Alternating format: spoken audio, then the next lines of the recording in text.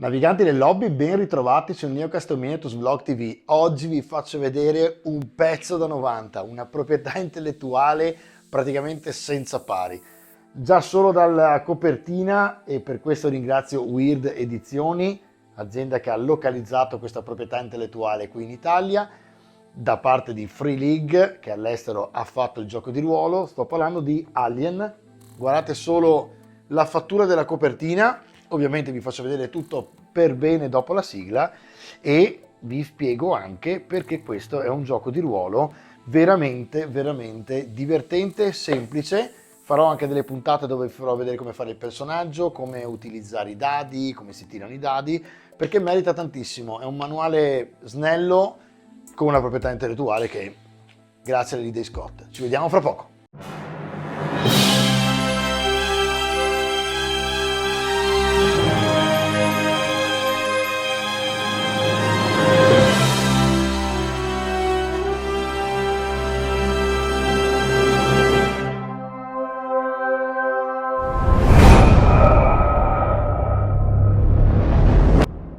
Il 25 ottobre del 1979 esce in tutte le sale cinematografiche Alien di Ridley Scott con Sigourney Weaver, grande attrice degli anni 80 poi, e ha fatto un successo incredibile. C'è questa creatura aliena che quando i Marine vanno a tentare di capire in questa colonia di Archeron qual è il problema, perché non rispondono, eccetera, atterrano e poi c'è questa creatura che sferra questo attacco praticamente all'equipaggio ed è un film sostanzialmente fanta-horror, diciamo completamente di fantascienza ovviamente. La cosa veramente forte di questo film è che poi si è creato tutto un seguito, una proprietà intellettuale lunghissima che ancora oggi viene sfruttata in maniera incredibile. E niente, quindi parliamo a questo punto del gioco di ruolo. Allora, innanzitutto vi faccio vedere questo manuale che poi zoomiamo da vicino, ve lo faccio vedere da vicino. È incredibile perché la copertina che vedete qui è quella della serie limitata. Dietro avete anche il logo della Free League, davanti avete il famoso, la famosa mano che poi in realtà è praticamente il parassita che inietta nello stomaco l'alieno che poi viene fuori dalla maglietta e poi avete veramente una costa fatta di gran pregio con praticamente la scritta in argentato e il logo di Weird Edizioni che ha localizzato in italiano il gioco. Il manuale da subito apre praticamente con le stelle dei cieli mediani, è una mappa del 2183 e qui avete praticamente tutta la storia. È fantastico perché inizia proprio a farvi entrare nell'ambientazione. Tutta la prima parte praticamente del manuale è background, ovviamente, veramente tanto background, ben dedicato. Diciamo che non dico che è metà libro, ma quasi. Vi succede, cosa succede Mother, vedete, è perché Mother è sostanzialmente il computer a cui parlano loro all'interno dell'astronave ed è in realtà anche il game master nel gioco di ruolo, quindi Mother sarà poi il game master. I giocatori possono interpretare vari tipi di personaggi che ora vi faccio vedere in zoom e vi spiega tutto. Quello che volevo intanto dirvi per farvi capire è la cronologia del manuale e quindi dove stiamo ambientando praticamente la storia. Praticamente siamo nel 2179 dove praticamente questa astronave si ritrova con a bordo questo alieno e partiamo dal 2023, cioè fra 2 anni, il 2023 dove praticamente il famigerato discorso di Peter Weyland al TED Talk del 2023, TED che conoscete anche qui, quindi immaginate un po' quanto è in realtà fantascienza realistica. E niente, quindi le Weyland Industry iniziano a sviluppare nuove tecnologie che catapulteranno l'umanità nel futuro. Da qui in poi praticamente cominciano pochi anni dopo, nel 2031, a costruire sulla Luna delle basi per poter partire. Quello che stiamo facendo ora, praticamente, la cosa molto bella è anche immaginare che nel 79 Ridley Scott aveva già immaginato questo scenario. Ovviamente nel gioco di ruolo credo che abbiano un po' adattato le date per renderle più vicine a noi e più realistiche, no? Però è fantastico. Tra le altre, diciamo invece l'ambientazione del 2179 è l'ambientazione reale del film, che da lì in poi insomma ha varie vicende. Infatti diciamo che l'oggi nel gioco di ruolo è il 2180 o dal 2180 ad oggi. Oggi può essere 81-82 quando decidete voi con i giocatori e con Mother, il Game Master. Da qui in poi vi faccio vedere con uno zoom le carriere che potete fare sulla frontiera. È ovviamente un gioco improntato moltissimo sull'esplorazione fanta horror, ok? Però ci sono dei modi diversi per giocare e questo è molto bello perché vi dà la possibilità di fare un one shot per una sera dove voi avete gli amici a cena, gli fate delle schede prefatte diciamo di personaggi, una per ogni, così ognuno può scegliere cosa fare, oppure fate una campagna e da lì in poi si sviluppa ovviamente un divertimento che va avanti per mesi volendo. E quindi vi spiego con calma da vicino le modalità di gioco. A tra poco!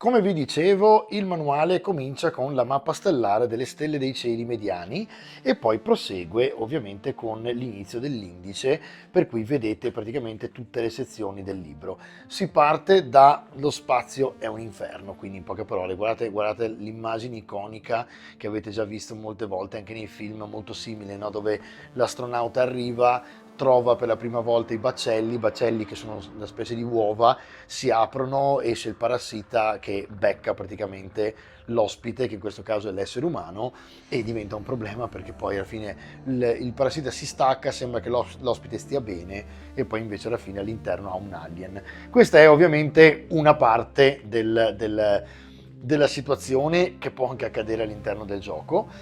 Ecco la cronologia che vi avevo detto e da qui diciamo che ci sono varie carriere che voi potete fare sulla frontiera, diciamo, quindi coloni della frontiera piuttosto che camministi spaziali, i marine coloniali o rappresentanti della compagnia. In queste macro categorie poi ci sono praticamente, ve le faccio vedere a breve, i personaggi che si possono creare. Oggi vi faccio vedere proprio una sorta di recensione del libro in modo tale che voi vediate cosa si può fare, l'ambientazione e tutto il resto. Poi vi farò vedere nello specifico nelle puntate prossime come si fa una scheda personaggio, come abbiamo fatto con Trudvang. Vi farò vedere anche il lancio dei dadi, le dinamiche di combattimento eccetera. Questo è un gioco che veramente merita di essere approfondito. Le modalità sono due, modalità cinema o modalità campagna. La modalità cinema è una one shot che riprende anche volendo quelle che avete visto al cinema, dove accade qualcosa e finisce qualcosa nella stessa serata.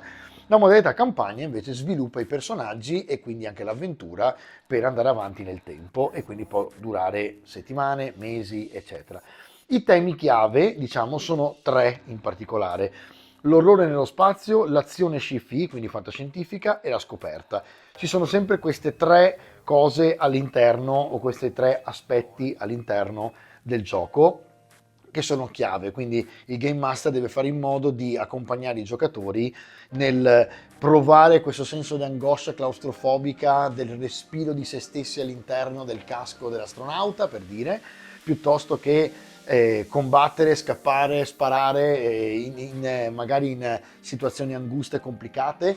E in questo caso appunto parliamo dell'azione sci-fi, e poi la scoperta, che è andare in giro a scoprire mondi nuovi, situazioni nuove e anche ovviamente purtroppo alieni cattivi e malvagi che vi mangeranno vivi.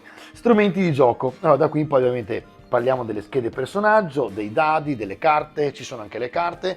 Tra poco Weird mi manderà anche i dadi, quindi vi farò vedere nella puntata quando arrivano i dadi, che tra l'altro sono specifici e veramente fantastici. Vi faccio vedere come fare a utilizzarli. Non è necessario avere i dadi per forza, potete giocare con i dadi da 6. Qui ci sono dadi da 6, due dadi da 6, dadi da 66, quindi ne tirate due, uno fa le decine e uno fa l'unità. È semplice veramente, quindi poi vi farò vedere la dinamica, è semplice, però va detto che i dadi sono una chicca che effettivamente merita, perché ve li farò vedere in quella puntata, sono particolari, hanno anche il simbolo del mostriciattolo eccetera eccetera, ma sono particolari, fatti apposta per poter giocare in maniera più iconica anche, no?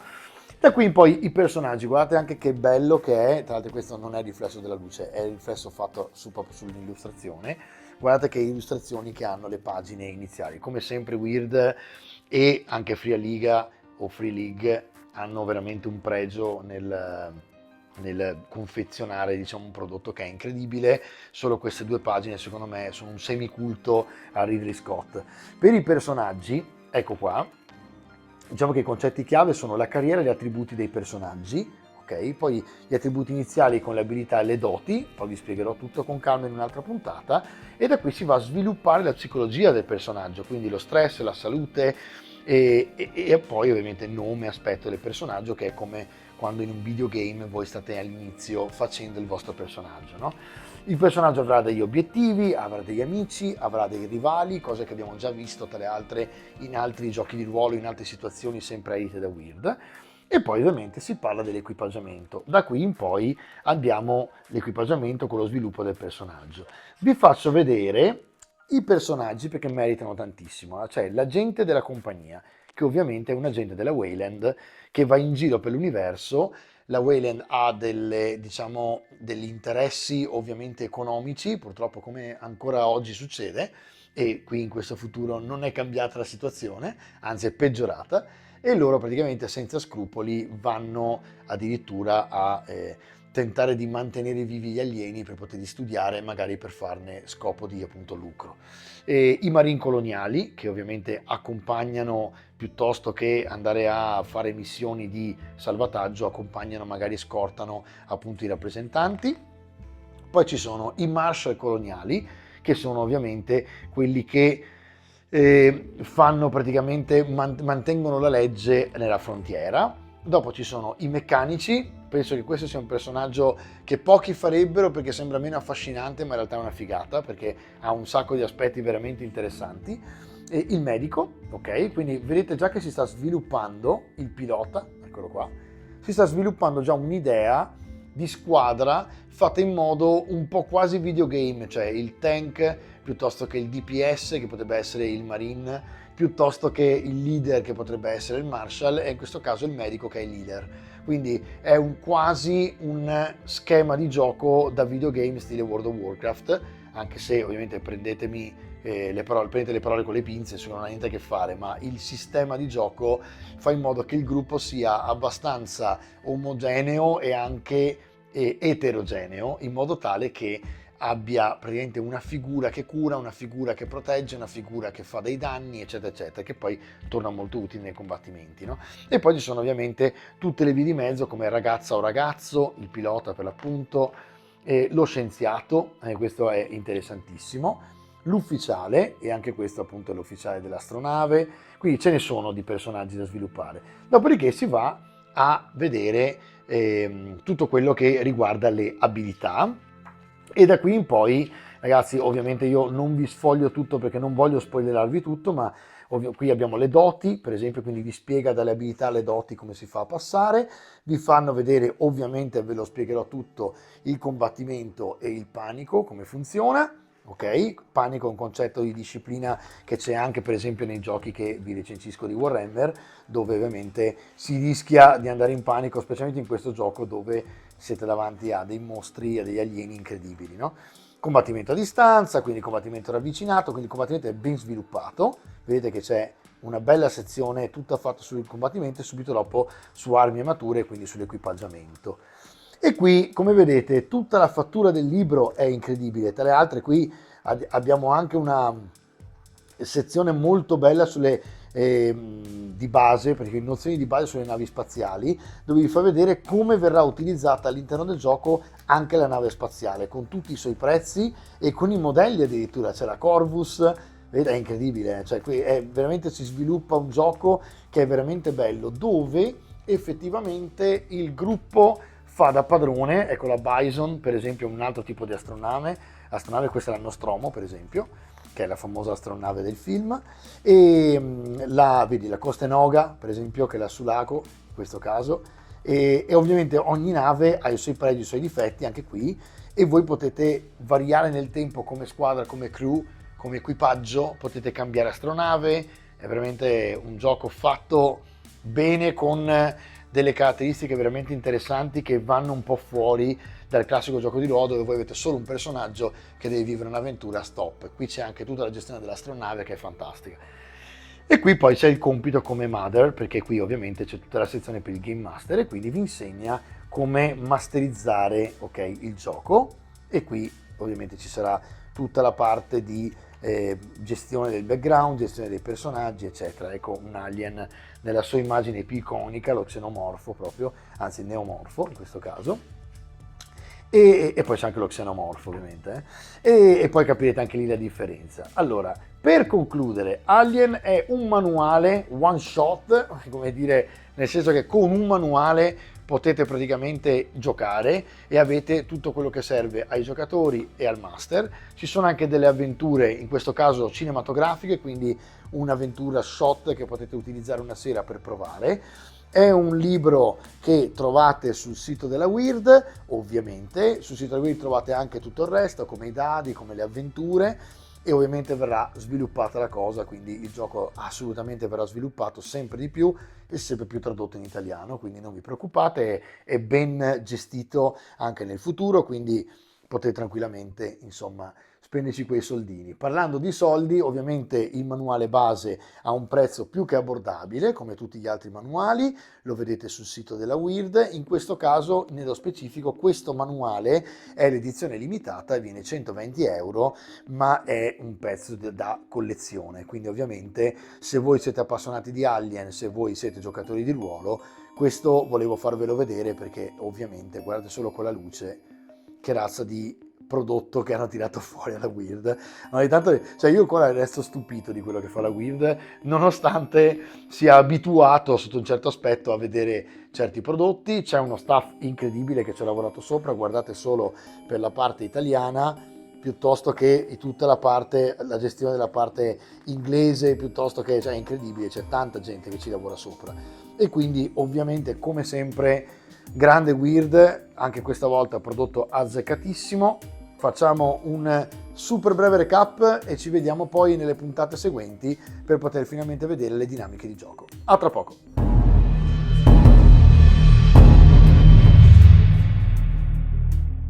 Come vi ho fatto vedere da vicino, Alien è un giocone di ruolo perché la Free League ci ha abituato a giochi incredibili come Coriolis, di fantascienza se ne intende, e con Alien ha anche azzeccato la proprietà intellettuale più iconica per la fantascienza.